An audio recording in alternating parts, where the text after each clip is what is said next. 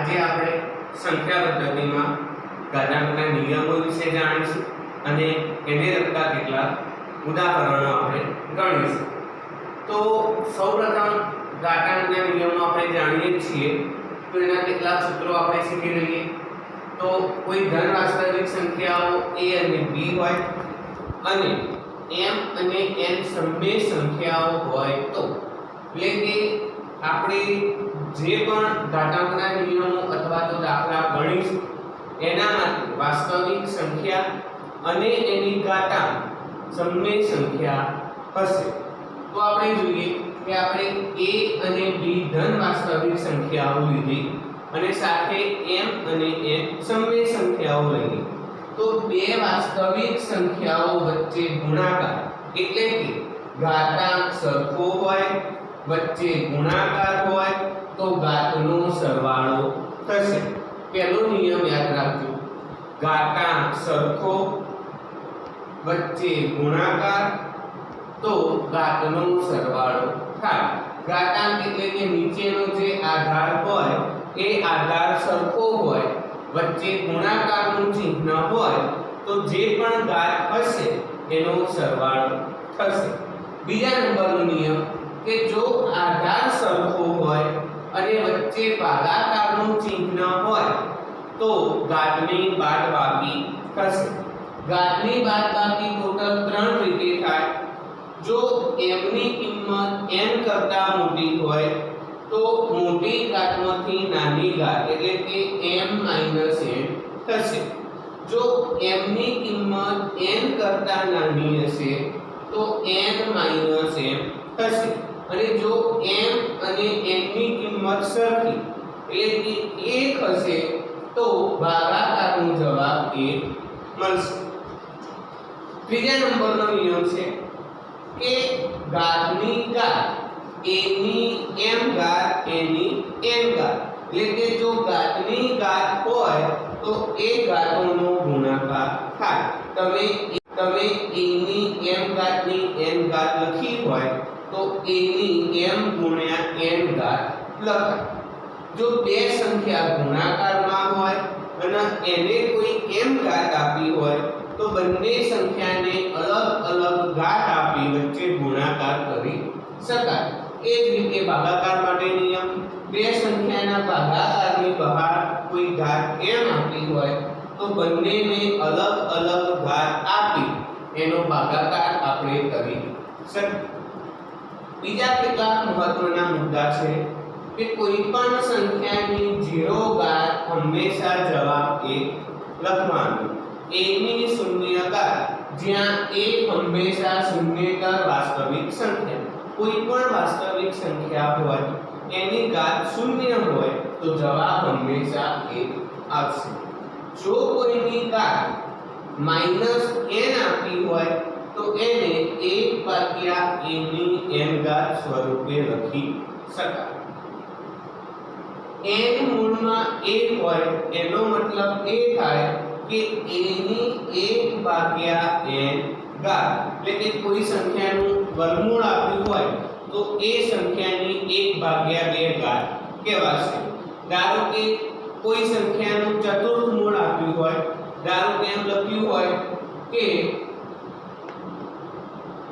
ચતુર્થ મૂળમાં 5 તો એને લખવું હોય તો 5 ની 1/4 ઘાત લખી શકાય।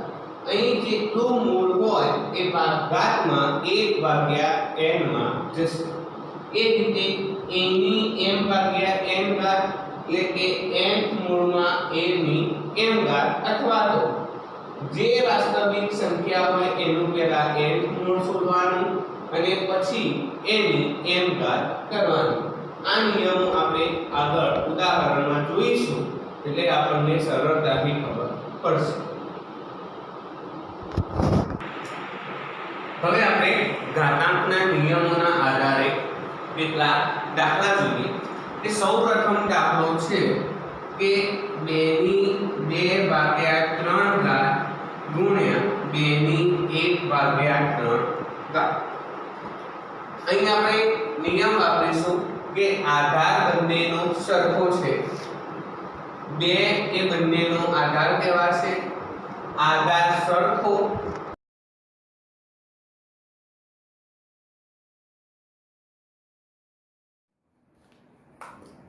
નમસ્કાર વિદ્યાર્થી મિત્રો, વાલીઓ. આજે આપણે એક મહત્વના મુદ્દા ઉપર ચર્ચા કરવી છે. લોકડાઉનથી શું ખરેખર બાળકોનો અભ્યાસ બગડ્યો છે? તો સૌપ્રથમ તો મારો પરિચય આપું. ઉત્પલભાઈ ચૌધરી, સંચાલક તરીકે છેલ્લા 21 વર્ષથી જીનિયસ ક્લાસીસ નામની શૈક્ષણિક સંસ્થા વિસનગરમાં ચલાવી રહ્યા છીએ, જ્યાં હજારો બાળકોએ અભ્યાસ કર્યો છે અને આવનારા સમયમાં પણ હજારો બાળકો અભ્યાસ કરશે. આપણો મૂળ મુદ્દો એ હતો કે શું ખરેખર લોકડાઉનથી બાળકોના અભ્યાસ પર અસર પડી છે? તો આપણે થોડું વિગતવાર જોઈએ. તો આગળના વર્ષની વાત કરીએ તો આપણે બધા જાણીએ છીએ કે માર્ચના અંત સુધી શાળાઓ, કોચિંગ ક્લાસીસ, ટ્યુશન ક્લાસીસ વગેરે ચાલુ હતા, જ્યાં બાળકોને સંપૂર્ણપણે આગળના આખા વર્ષનો અભ્યાસ કરાવવામાં આવ્યો હતો. પર્ટિક્યુલરલી મારા જીનિયસ ક્લાસીસની વાત કરું તો લોકડાઉન શરૂ થયું એ પહેલાં અમે સંપૂર્ણપણે કોર્સ પૂરો કરી અને વાર્ષિક પરીક્ષાના પેપરો પણ લખાવ્યા હતા.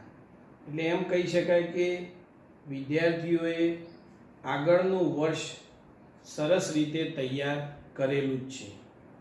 હવે રહી વાત નવા વર્ષના અભ્યાસની, તો નવા વર્ષમાં પણ આપણે બધા જાણીએ છીએ કે મોટે ભાગે ધોરણ 1 થી 9 અને 11ની વાત કરું તો એમની શાળાઓ, કોચિંગ ક્લાસ, ટ્યુશન ક્લાસ વગેરે બધા જૂન મહિનાથી જ દર વર્ષે શરૂ થતા અને આ વર્ષે પણ જૂન મહિનાથી શરૂ થશે. એટલે એ બાળકોએ અભ્યાસ બગડ્યો છે એવી ચિંતા કરવાની જરૂર નથી. રહી વાત ધોરણ 10 અને 12ની, તો એમની શાળાઓ તો જૂનમાં શરૂ થતી અને જૂનમાં જ શરૂ થશે. હા, એમના ટ્યુશન ક્લાસીસ 5 મે, 10 મેથી શરૂ થઈ જતા. કદાચ આ વર્ષે ટ્યુશન ક્લાસીસ 1 જૂનથી શરૂ થાય, તો એ બાળકોનો અભ્યાસ 20 થી 25 દિવસ જેટલો લેટ થશે. જેના ઉપાય રૂપે અમે જીનિયસ ક્લાસીસમાં ધોરણ 10 અને 12ના વિદ્યાર્થીઓના જ્યારે સત્ર શરૂ થશે ત્યારે એક્સ્ટ્રા ક્લાસ ગોઠવીને સમયસર એમનો અભ્યાસ પૂર્ણ થાય એવો પ્રયત્ન કરીશું. તો આ બધી વિગતો જોતો વિદ્યાર્થી મિત્રો, વાલીઓ, લોકડાઉનથી અભ્યાસ બગડી રહ્યો છે. આવનારા વર્ષોમાં બાળકો ડલ થઈ જશે, ફરીથી અભ્યાસ નહીં કરી શકે, એમને ખૂબ મુશ્કેલીઓ પડશે એવો મોટો હાવ રાખવાની જરૂર નથી. વિશ્વાસ રાખજો, લોકડાઉન પૂરું થશે, ફરીથી ક્લાસીસ, શાળાઓ ધમધમતી થશે અને આ વિદ્યાર્થીઓ ફરીથી એ જ ઉત્સાહથી ભણવાના કાર્યમાં લાગી જશે. અને સાથે સાથે આપણે એક વાત એ પણ કરી લઉં કે આ લોકડાઉનના સમય દરમિયાન પણ બાળકોનો અભ્યાસ ચાલુ રહે એ માટે અમારી YouTube channel genius classes Visnagar તો છે જ, જેના ઉપર તમે બધા જ ધોરણોનો વિડીયો લેક્ચર્સ દ્વારા અભ્યાસ કરી શકો છો, તો એનો લાભ લેશો. ફરીવાર વિદ્યાર્થી મિત્રો, વાલીઓ, લોકડાઉનનો હાવ રાખવાની જરૂર નથી. અભ્યાસની પ્રવૃત્તિ ચાલુ રાખો અને જ્યારે પણ સરકારશ્રીના આદેશ મુજબ શાળાઓ, ક્લાસીસ શરૂ થાય એટલે ફરીથી આપણે એ જ ઉત્સાહથી, એ જ મહેનતથી શિક્ષણના કાર્યમાં લાગી જઈશું. આભાર.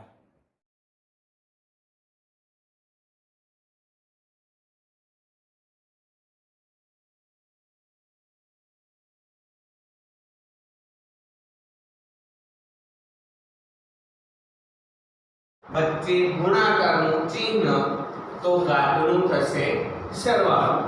તો આધાર એમના એમ લખી દેવાનો જે આપ્યો હોય એ, ઉપર ઘાત કૌંસમાં લેવાની, 2 ની 2/3 અને બીજા બેની 1/3. હવે અહીં છેદ બંનેનો સરખો છે. જો છેદ સરખો ના હોય તો એને સરખો કરવો પડશે. કે લસા લઈને સરખો કરીએ એ રીતે એને સરખો કરવો પડે, અને સરખો થઈ જાય તો અંશનો સીધો સરવાળો થશે.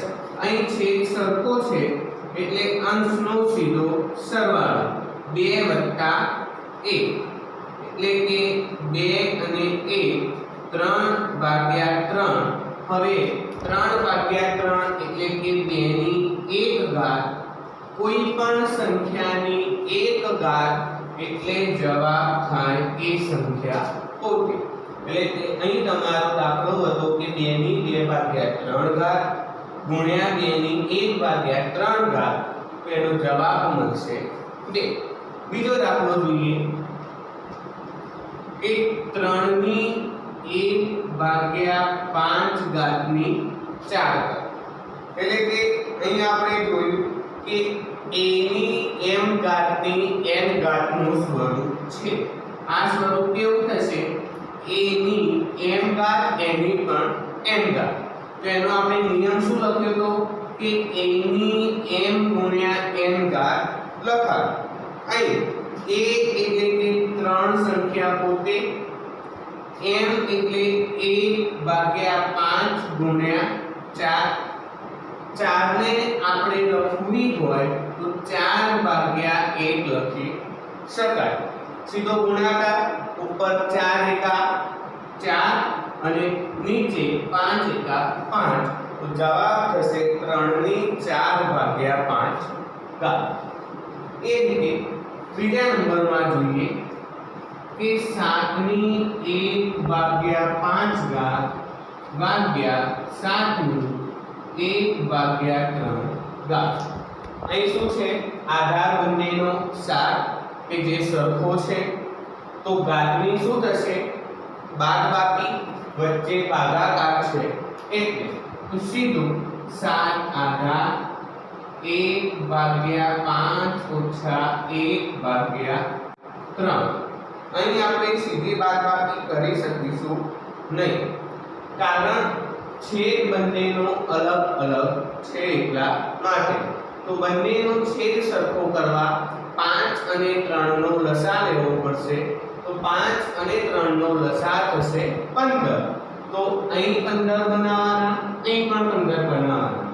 અહીં 5 ને 15 કરવા માટે 3 વડે ગુણવા પડશે. એટલે કે 7/3/15 ઓછા 3 ને 15 કરવા માટે 5 વડે ગુણવા પડશે. 5/15. હવે છેદ લખો તો અંશની બાદબાકી. 7 નીચે છેદમાં 15, 3 - 5 એટલે કે -2. જવાબ થશે 7/-2/15. ચોથા નંબરનો દાખલો જોઈએ કે 13/1/5 ગુણ્યા 17/1/5. અહીં બંનેનો આધાર અલગ અલગ છે, પરંતુ ઘાત બંનેની સરખી. તો એના માટે આપણે નિયમ લખ્યો હતો કે a ગુણ્યા b ની m ઘાત, તો a ની m ઘાત ગુણ્યા b ની m ઘાત. તમને આ સ્વરૂપ આપેલું છે, તો જમણી બાજુથી ડાબી બાજુ જશો તો પણ સાચું ગણાશે. તો એ રીતે આપણે જોઈએ કે a બરાબર 13, b બરાબર 17, m બરાબર 1/5. તો સીધો જવાબ લખીએ કે 13 ગુણ્યા 15, 13 ગુણ્યા 17 ની 1/5 ઘાત. 13 ગુણ્યા 17 કરીશું તો જવાબ થશે 221 ની 1/5 ઘાત. આ રીતના આપણા જવાબ થશે. હવે આપણે સ્વાધ્યાયના કેટલાક દાખલા જોઈએ કે અહીં કહ્યું છે કે પહેલો દાખલો છે કિંમતો શોધો કે 64 ની 1/2 ઘાત એટલે કે 1/2 ઘાત છે એટલે કે 64 નું વર્ગમૂળ શોધવાનું કહ્યું છે। તો આપણે એવી સંખ્યા શોધવાની કે જેનો વર્ગ 64 થતો હોય।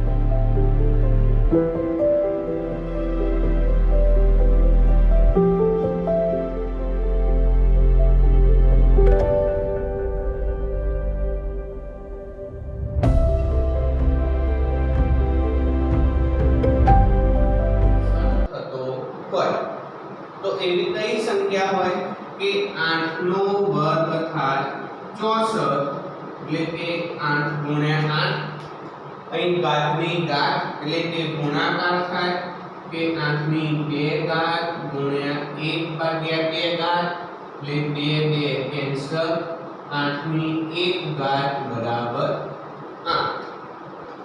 બીજો દાખલો છે કે 32 ની 1/5 घात એટલે કે આપણે એવી સંખ્યા શોધવી પડે કે જેની 5 ઘાત આપણને 32 મળતી હોય।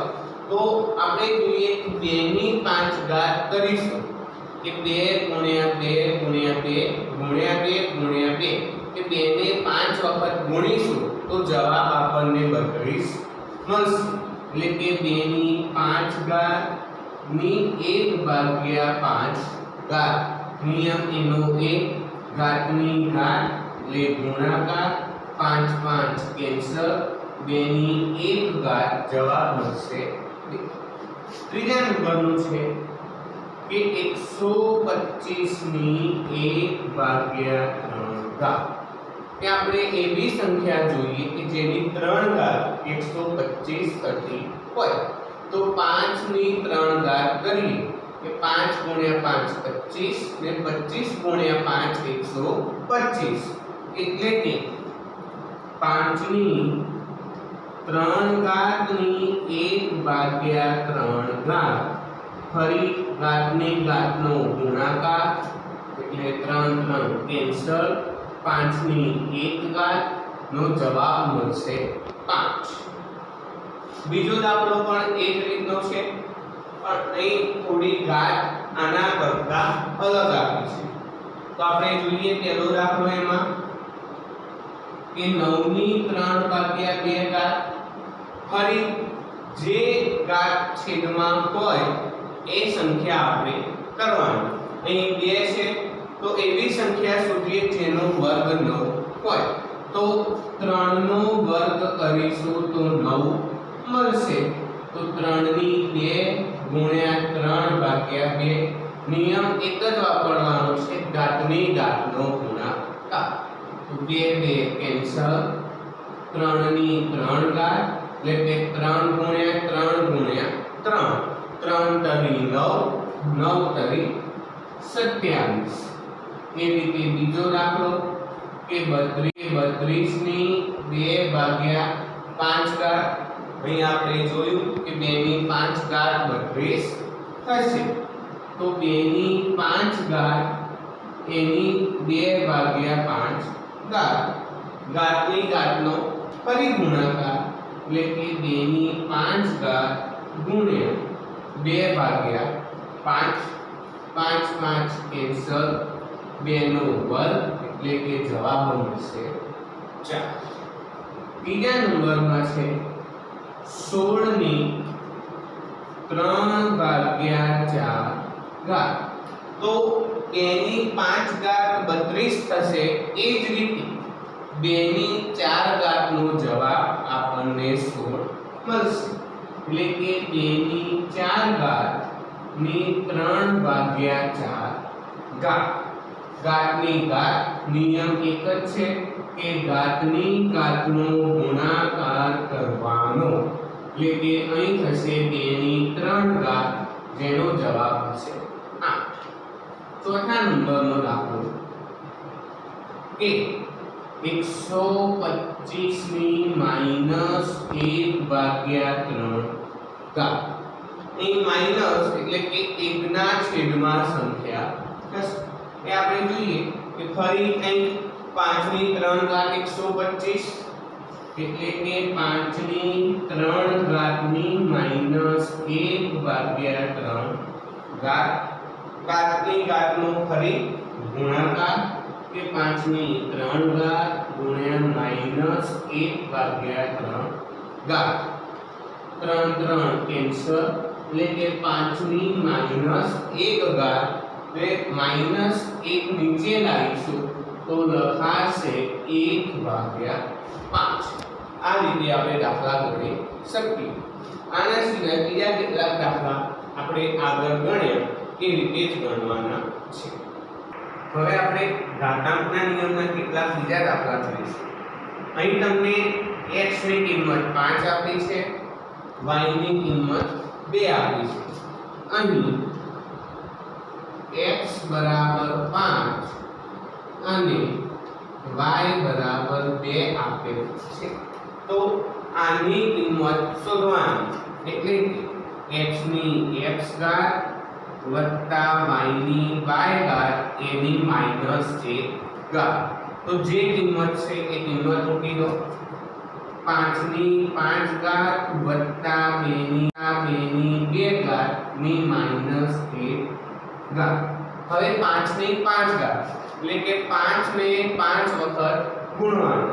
આપણે જોયું કે 5 ની 3 ઘાત 125. તો 5 ની 4 ઘાત 125 ગુણ્યા 5 એટલે કે થશે 625. અને 5 ની 5 ઘાત 625 ગુણ્યા 5 કે જેનો જવાબ થશે 3125. અને 2 ની 2 ઘાત એટલે કે 4 ની -1 ઘાત. હવે 3125 વત્તા 4 કે જેની કિંમત થશે 3129 એની -1 ઘાત. એ -1 ઘાત એટલે કે 1 ના છેદમાં 3129 આપણો જવાબ થાય. એ જ રીતે બીજો દાખલો જોઈએ કે અહીં તમને a ની કિંમત આપી છે વર્ગમૂળમાં 3 ભાગ્યા 7 અને સાથે આપ્યું છે 7 ભાગ્યા a બરાબર b વર્ગમૂળમાં 3. તો આપણે b ની કિંમત શોધવાની કરી છે. તો અહીં 7 ભાગ્યા a બરાબર b વર્ગમૂળમાં 3. a ની કિંમત જે છે એ મૂકી દઈએ. માટે 7 ભાગ્યા વર્ગમૂળમાં 3 ભાગ્યા 7 બરાબર b વર્ગમૂળમાં 3. આ 7 ના છેદમાં વર્ગમૂળમાં 3 એના છેદમાં 7. તો નિયમ શું કે ભાગાકારનો કે છેદનો છેદ એ જતો રહેશે અંશમાં. એટલે કે 7 ગુણ્યા 7 ભાગ્યા વર્ગમૂળમાં 3 બરાબર b વર્ગમૂળમાં 3. હવે આપણે b ની કિંમત શોધવી છે. તો b ને કરતા બનાવીશું. b ને કરતા બનાવો તો 7 ગુણ્યા 7 એટલે થશે 49. અહીં છેદમાં વર્ગમૂળમાં 3 વત્તા એના સાથે બીજા વર્ગમૂળમાં 3 આવ્યા. તો વર્ગમૂળમાં 3 ગુણ્યા વર્ગમૂળમાં 3 એટલે કે વર્ગમૂળમાં 3 નો વર્ગ કે જેનો જવાબ થશે 3. એટલે કે એની કિંમત થશે 49 ભાગ્યા 3. આવા કેટલા વિશિષ્ટ દાખલા હોય તે આપણે ગણવા. બીજા આપણે નેક્સ્ટ લેક્ચરમાં દાખલાની આપણે ગણતરી કરીશું.